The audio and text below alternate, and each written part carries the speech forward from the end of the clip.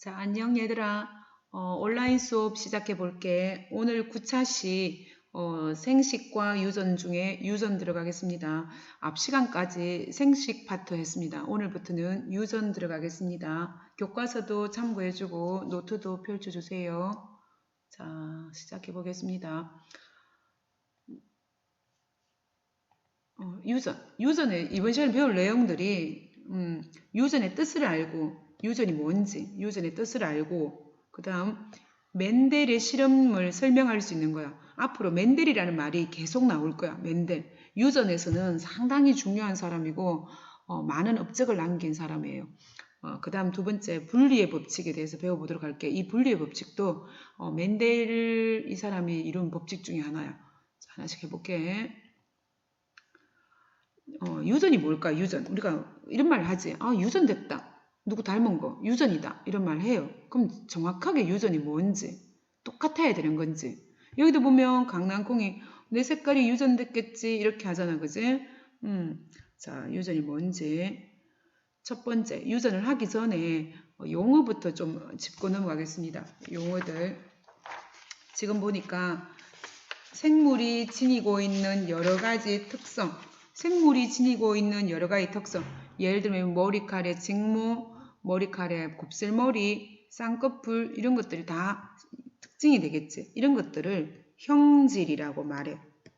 엄청나게 많은 형질을 가지고 있지. 그러니까 그지? 생물이 가지고 있는 여러 가지 특성을 다 형질이라고 해요. 이 용어를 기억하자. 형질.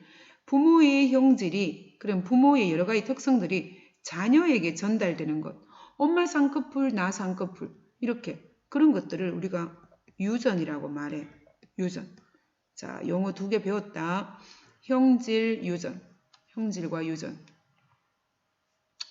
멘델이라는 사람이 유전에 대해서 연구를 했는데 이 사람이 처음에는 이렇게 생각했대. 19세기 사람들은 다들 부모의 형질이 부모의 그런 특성들이 물감처럼 섞였어. 엄마 아빠가 있으면 각각의 특성들이 이게 물감처럼 섞여갖고 자손에게 전달된다고 이렇게 생각했대. 과연 그럴까? 물감처럼 정말 섞이는 걸까? 그러면 모든 게 다 섞여서 쌍꺼풀 있는 사람 없는 사람 그러면 자식은 섞이게 되면 쌍꺼풀이 있는지 없는지 뭐 그렇게 되나면 그렇지 않다고. 그지? 이 사람이 그렇게 많이 생각한 거지. 그래서 멘델은 이에 대한 의문을 품고 모물을 이용해서 실험을 했대요. 제일 좋은 건 물론 사람을 대상으로 하는 거지만 사람을 대상으로 하다 보면 사람은 한 세대가 너무 길지. 한 세대가 너무 길기 때문에 연구를 제대로 못하고 연구 결과를 못 보고 내가 죽는 거야. 그래서 유전 연구에 가장 좋겠다고 생각한 게 멘델이라는 사람은 완두였대요. 완두. 완두콩 있잖아. 그 완두였대요. 완두를 가지고 실험했대. 자, 이건 조금 중요해. 왜 완두가 유전 실험 재료로 알맞은지. 왜 다른 것들도 많은데. 완두는 되게 기르기 쉬워. 봄에 파종하면 뭐 딱히 뭐 노력을 안 해도 봄에 파종해서 여름철 몇 달 지나고 나면 수확할 수 있는 거야. 기르기가 쉽고 한 세대가 짧아. 한 세대란 건 이걸 심었다면 다음 자손에 될 때까지 사람은 한 세대를 평균 한 30년 잡아요. 근데 완두는 봄에 파종해서 여름이 지나면 수확을 하니까 한 세대가 상당히 짧지. 몇 달이면 되니까. 그 다음에 자손수가 되게 많아. 완두콩 하나를 심으면 거의 뭐 30개 이상이 나오니까 그지? 자손수가 많아. 그 다음 대립형질이 뚜렷하대.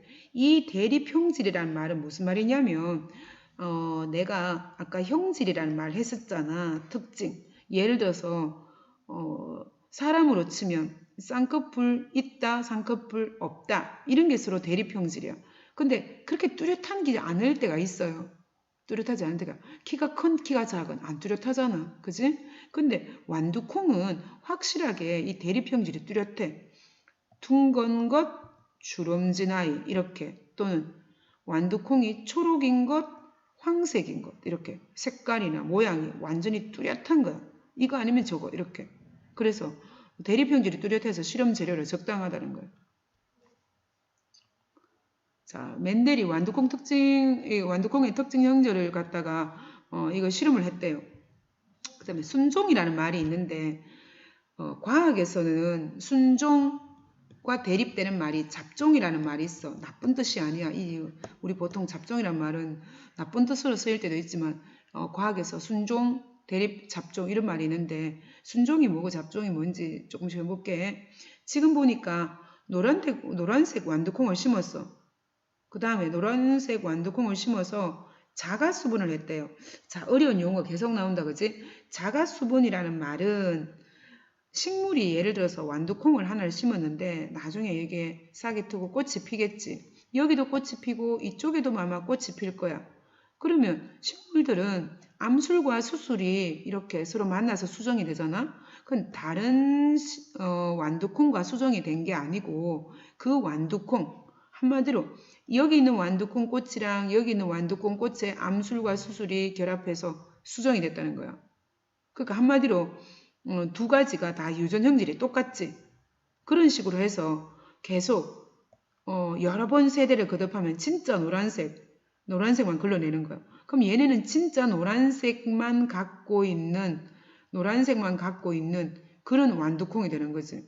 계속 심어도 절대 초록색이나 이렇게 초록색 완두씨가 안 나오는 오직 노란색 유전자만 갖고 있는 거야.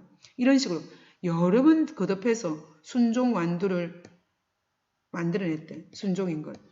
아무리 심어도 초록색이 절대 안 나올 때까지 여러 번 세대를 거듭해서 노란색 완두의 유전인자만 갖고 있게끔 한 걸 순종이라고 해요. 그런 식으로 하면 사람은 절대 순종이 있을 수가 없겠지, 그지? 그렇다고 다 잡종하라고 하면 안 돼. 자, 그 다음. 멘델은 특정 형질에 대해서 대립 형질을 지닌 순종 완두끼리 교배해서 자손 얻는 실험을 했대요. 이런 실험을. 자, 어떤 실험을 했냐면, 멘델이 수행한 실험 중에서 씨의 색깔이 노란색인 순종 완두와 초록색인 순종 완두를 교배해서 이제 이런 실험을 해봤대. 자, 그 다음 한번 볼게. 자, 이 그림만 봐봐. 얘는 순종 노란색이고 순종 초록색이야. 두 개를 교배하면 우리가 만약 이게 물감이라고 생각했을 때 19세기 사람들로 한다면 아주 연한 초록색? 뭐 이렇게 나와야 되겠지, 그치? 이렇게 했는데 이렇게 교배를 두 개 순종 완두, 노란색 완두랑 초록색인 순종이랑 교배해서 얻은 걸 보니까 신기하게 모두 다 자손 일대에 모두 다 100% 노란색만 나왔대. 분명히 초록색이 들어갔는데 이렇게 교배해서 만들어졌는데 자손 일대에 어떤 하나도 초록색이 없더라는 거지. 신기하지, 그지? 초록색이 없었다는 거야. 자, 이 교배 결과로 알 수 있는 사실이 도대체 너는 뭐라고 생각해? 우리 지금 어떻게 생각할 수 있어? 분명히 초록색과 녹색 초록색 녹색이 아니고 노란색과 초록색을 교배했는데 모두 다 노란색만 나왔어. 100%. 이 말에 의미하는 게 뭘까? 이런 실험 결과가 나온 이유가. 자, 봐봐. 그러면 자손 일대에는 결과로 해석할 수 있는 게 자손 일대에는 어버이가 갖고 있는 그 유전자 중에서 하나만 선택되어 나온다는 거지. 하나만. 대립 형질이 이렇게 있잖아, 그지? 만약에 노란색도 있고 초록색도 이렇게 있다고 치자. 이렇게 두 개를 자손이 받았는데 자손이 표현이 되는 것은 이 둘 중에 한 개만 표현된다는 거지. 한 개만. 그럼 나타나지 않는 것도 있다는 거야. 자, 다시 한번 결과를 얘기해 볼게. 지금 멘델이 한 실험해 보면 초록색, 노란색 두 개가 있는데 둘 다 순종이야. 둘 다 순종 두 개를 교배했는데 자손 일대에 모두 다 노란색만 이렇게 나왔다는 이 결과를 가지고 해석해 보면 이 자손 일대에는 부모의 대립 형질 중에서 한 가지만 표현된다는 걸 알 수 있어. 하나만. 두 개 다 표현되는 게 아니고. 자, 일단 이까지 이해가 되는지 모르겠다. 자손 일대에는 두 개가 다 표현되는 게 아니고 그 둘 중에 하나만 나온다는 거지. 자, 이게 바로 유명한 우열의 원리야. 우열의 법칙이라고도 하고 우열의 원리라고도 해. 우열의 법칙, 우열의 원리 같은 거야. 맨델 법칙 중에서 첫 번째로 중요한 법칙이야. 우열의 법칙. 자, 한 가지 형질에 대해 서로 다른 대립 형질을 지닌 순종끼리 교배했을 때 자손 일대에 나타나는 형질을 우리는 우성이라고 말해. 자, 그럼 봐봐. 아까 노란색이랑 초록색이랑 둘 다 순종인 것들 교배했을 때 자손 일대에 노란색이 나왔잖아. 자손 일대에 나타나는 이 형질은 그러니까 노란색은 초록색에 대해서 우성인 거지. 노란색과 초록색 둘 다 나타날 수 없고 둘 중에 하나만 나타나는데 그렇게 표현되는 아이가 우성인 거야. 우성.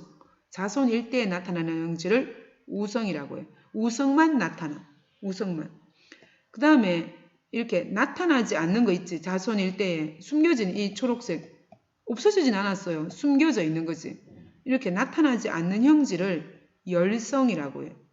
그래서 우리도 열성인자를 다 가지고 있어. 가지고 있는데 표현이 안 됐을 뿐이야. 우리도. 자, 지금 봐봐. 어버이 노란색, 초록색. 근데 자손 일대가 노란색이잖아. 그럼 노란색이 우성, 얘는 열성. 자손 일대에는 우성만 나타나. 이걸 우열의 법칙이라고 말해. 우열의 원리. 맨델 첫 번째 법칙이야. 자, 다시 한번 정리해 볼게. 맨델 우열의 법칙이란 건 자손 일대에 우성만 표현되는 걸 말해. 우성만 표현. 열성은 표현되지 않아요. 사라진 건 아니야. 숨겨져 있어요. 이렇게. 자, 맨델의 가설을 한번 들어볼게요. 맨델의 가설. 맨델은 한 가지 형질을 가진 서로 다른 대립 형질을 지닌 순종 완두끼리 교배하여 자손 일대를 다시 자가수문했대. 자손 일대를 다시 자가수문했대요. 이 얻은 이거와 똑같은 노란색. 하지만 이 속에는 초록색이 숨겨져 있을 거야. 자손 2대에 갔을 때 드디어 초록색이 나타나더란 거지. 자손 2대에는 우성과 열성이 3대1로 나타나더란 거야. 숨겨져 있던 유전인자가 나온 거지. 이렇게 숨겨져 있던 게.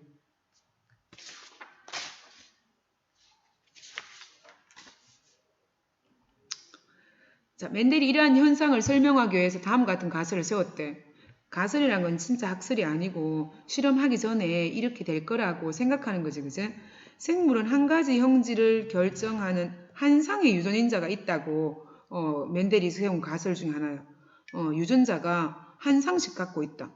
그 유전인자는 부모에게서 자식으로 전달된다. 이 맨델 이전의 사람들은 혈액 속에 유전자도 아니고 유전 물질이 섞여서 간다. 이렇게도 생각하고 뭐 다양하게 생각했는데 맨델은 이 유전인자가 한 쌍씩 존재한다고 생각했대요. 그래서 부모에게서 자식으로 전달된다고. 그 다음에 한 쌍을 이루는 유전인자가 서로 다를 때 유전인자가 서로 다르다는 게 아까 노란색, 뭐 초록색 이렇게 말해요. 하나의 유전인자만 표현된다고.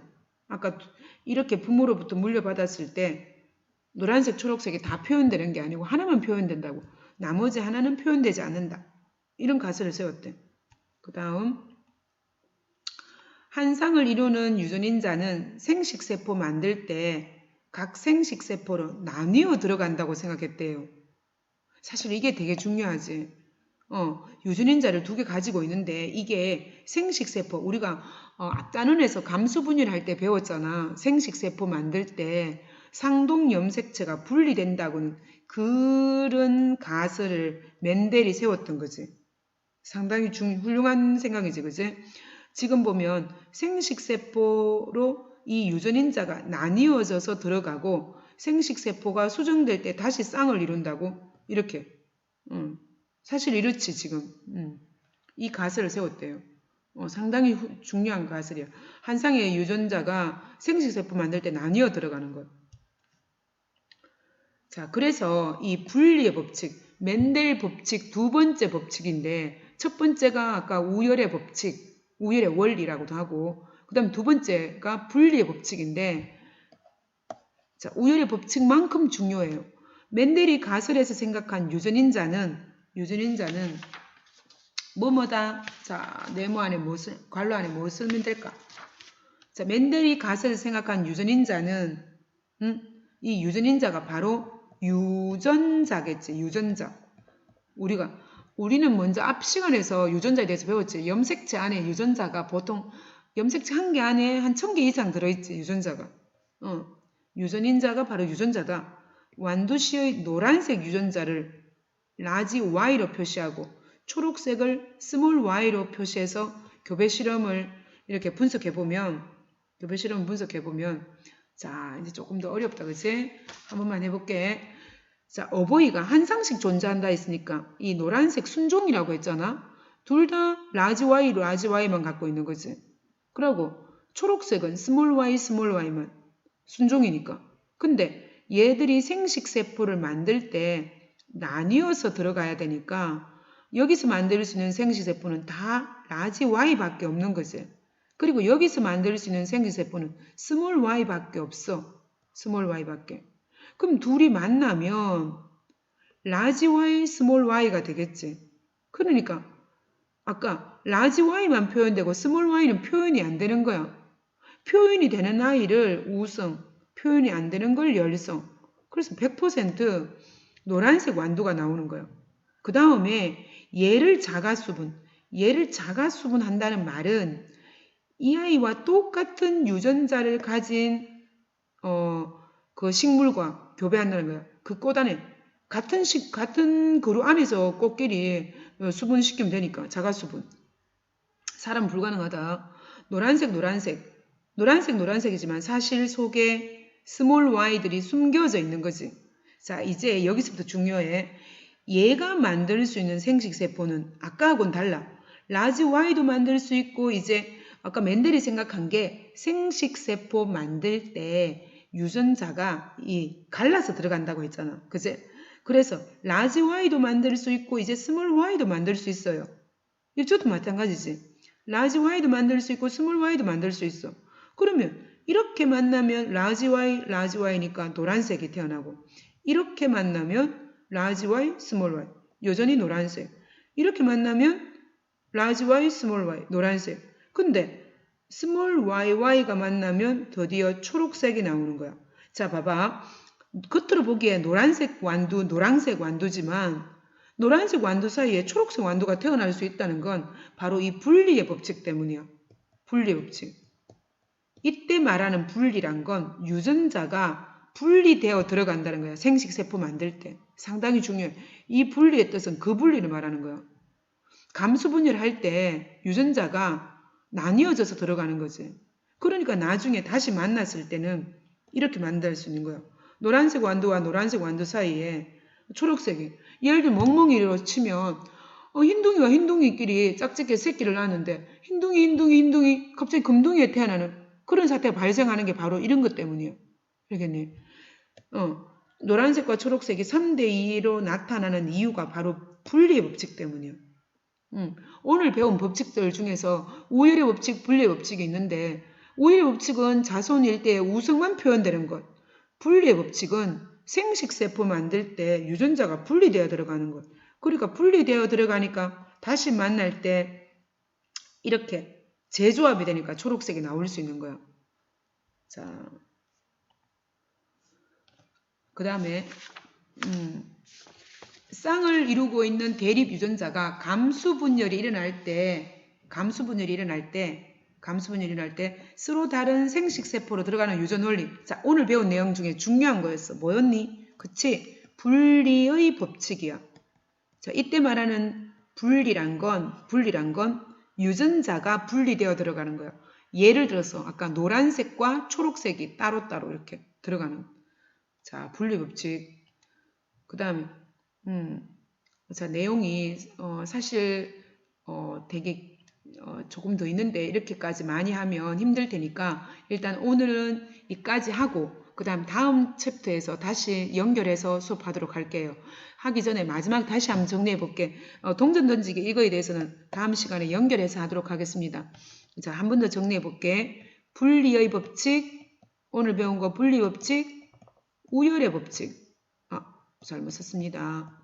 우열의 법칙. 두 가지를 꼭 기억하도록. 다음 시간에 이거에 대해 우열의 법칙과 분리의 법칙 연결해서 다시 한번 하도록 할게요. 이 영상 가지고. 수고하셨습니다.